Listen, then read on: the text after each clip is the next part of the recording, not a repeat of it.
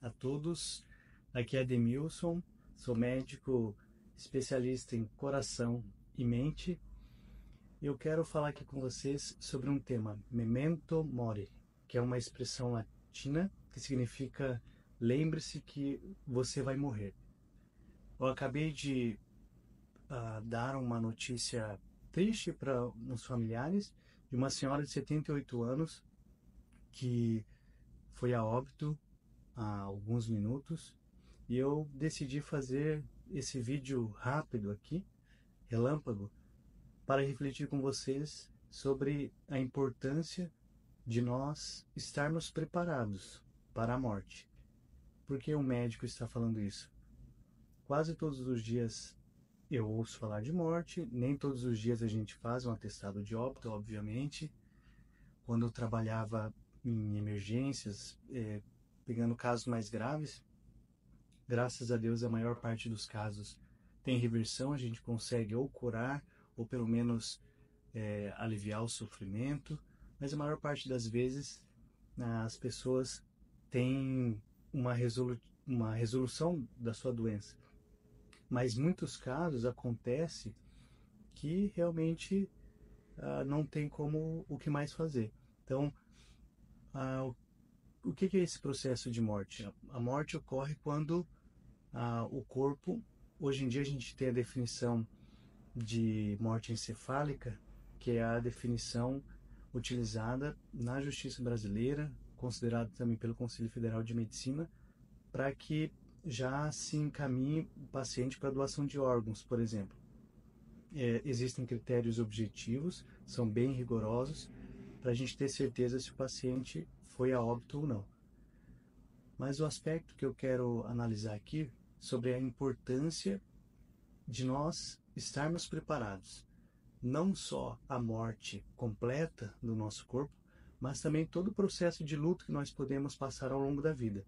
Por exemplo, um luto de término de um relacionamento, o luto de um amigo que vai morar longe, a perda de algum ente querido também, um luto de perdas financeiras, ou um luto de uma perda de uma saúde completa. Muitas pessoas passam pelo luto quando descobrem que tem um câncer, por exemplo, uma doença mais grave, HIV, uma doença neurodegenerativa, quando tem um AVC, uma epilepsia, quando tem um infarto agudo do miocárdio, por exemplo, uma insuficiência cardíaca.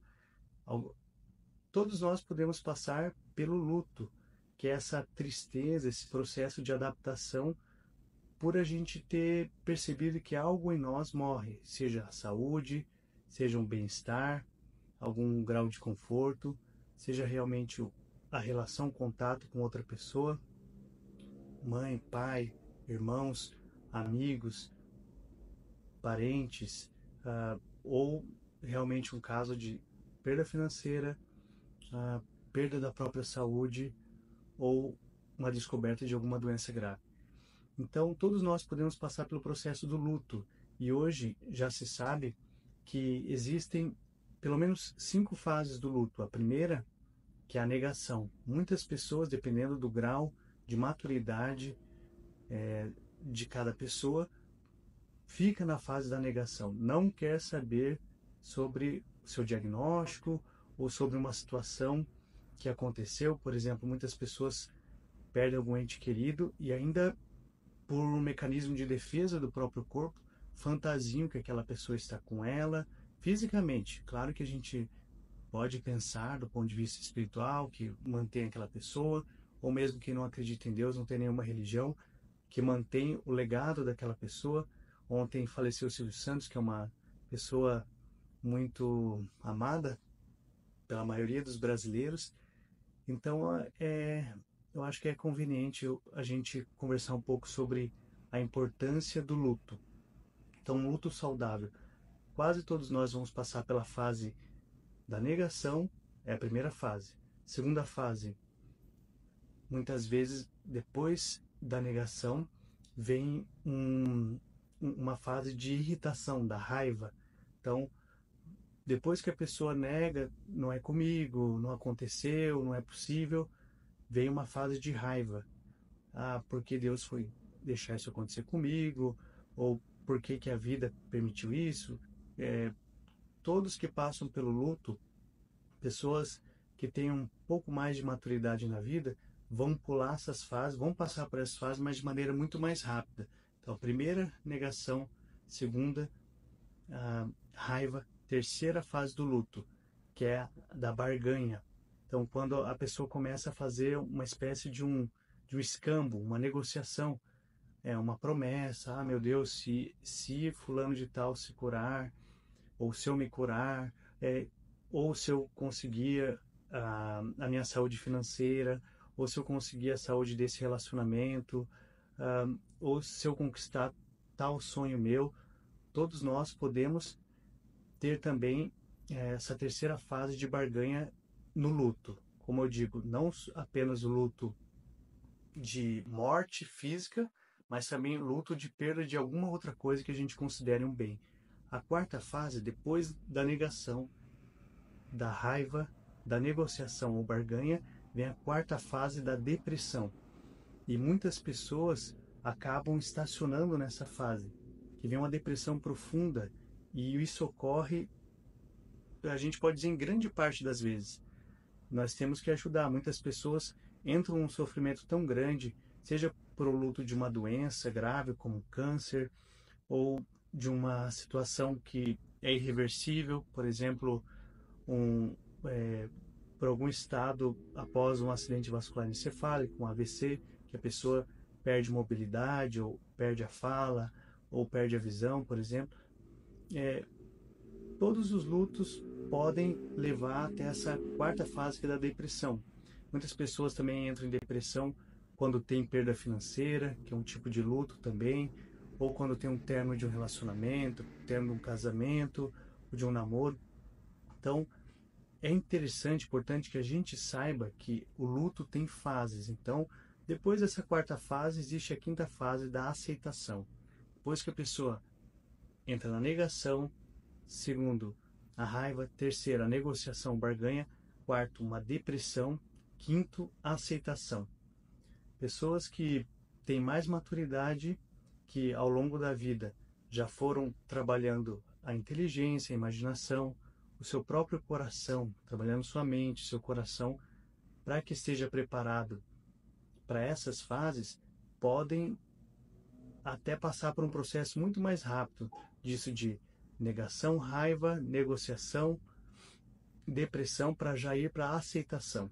Então, como que a gente pode conseguir atravessar essas fases e ter um luto mais saudável? Eu penso que uma das formas que a gente pode fazer isso é a gente imaginar, como diz aí o ditado latino, memento mori. Lembre-se que você vai morrer. E a morte não precisa nos pegar desprevenido. A gente pode pensar que todos nós somos finitos, a morte é uma certeza, todo mundo sabe que vai morrer, e a gente pode encarar essa finitude da vida com maturidade, com um olhar positivo. Para quem tem fé, quem tem religião, é até mais fácil pela questão de saber que a vida não acaba aqui, mas mesmo para quem não tem religião, também pode encontrar o sentido nessa trajetória, um sentido que ele pensa que vale a pena, algum ideal. Mas a mensagem principal que eu quero dizer é que como é importante a gente se preparar o coração para que quando acontecer esse luto de algum sofrimento, seja da morte física ou algum sofrimento que a vida venha nos trazer, nós tenhamos maturidade para já reconhecer a realidade e passar, conforme o tempo de cada um, por essas fases: negação, raiva, negociação. A quarta, que é da depressão, e a quinta, ir para aceitação, para você já ir para a aceitação dessa realidade e saber ter ferramentas para que cada um de nós tenhamos resiliência, capacidade de lidar com a dor e procurar encontrar, mesmo em situações de luto, de sofrimento, encontrar força para crescer em alguma habilidade emocional, alguma habilidade intelectual, para um fortalecimento do nosso ser, do nosso caráter, da nossa alma. Então, essa é a mensagem que eu gostaria de deixar para vocês. Acabei de dar-lhe uma notícia de luto de uma senhora de 78 anos que faleceu por uma sepse grave. Sepse grave, ou septicemia, é um processo de uma infecção que inicialmente começa em um foco, no caso dela um foco gastrointestinal, teve uma infecção bacteriana no intestino e ela já era debilitada, já era acamada e acabou evoluindo para a disfunção de múltiplos órgãos. Após cerca de um mês de tratamento, ela não resistiu. Mas eu percebi que a família estava bem preparada. Eles já estavam elaborando o luto há pelo menos 2 anos, pelo que eles comentam, porque ela já estava acamada, estava com muita dificuldade. E eu percebi que a presença de uma espiritualidade, de uma crença religiosa, os confortou muito. Então daí que eu sugiro para todos, hoje em dia a gente já tem bastante evidência científica, inclusive, que pessoas que acreditam em Deus, que têm uma espiritualidade, conseguem trabalhar melhor o luto, trabalhar melhor as perdas, têm uma propensão até se recuperarem mais rápido, terem menos efeitos colaterais quando vêm as doenças. Então é algo científico, inclusive, mesmo para quem não tem nenhuma fé em algo além da ciência. Não é o meu caso. Eu acredito que a ciência pode trabalhar muito bem com a filosofia, com a teologia, com as artes em geral. Todo conhecimento nos conduz à verdade. A ciência através do método científico, a filosofia através da dialética, do raciocínio, da contemplação da realidade, as artes através das sensações, dessa conexão entre nosso mundo interior, mundo exterior, a busca da beleza, da ordem, e assim vai.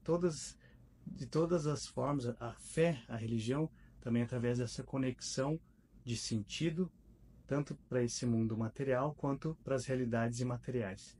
Então, eu penso que toda forma de conhecimento é interessante e é importante que, para a gente ter essas habilidades, que nós podemos dizer, que antigamente se chamavam virtudes, principalmente o filósofo Aristóteles, que sempre sugeria que a felicidade humana é alcançada quando o ser humano consegue encontrar essas virtudes intelectuais, morais, a justiça, que ele começa a querer tanto o bem para si quanto o bem para o outro, aí o ser humano consegue alcançar a felicidade. Meus queridos, era isso. Muito obrigado para quem está vendo aqui online. É um prazer. Estou vendo aqui várias pessoas que eu conheço. Um abraço para vocês, um beijo, fiquem com Deus e até uma próxima. Tchau, tchau.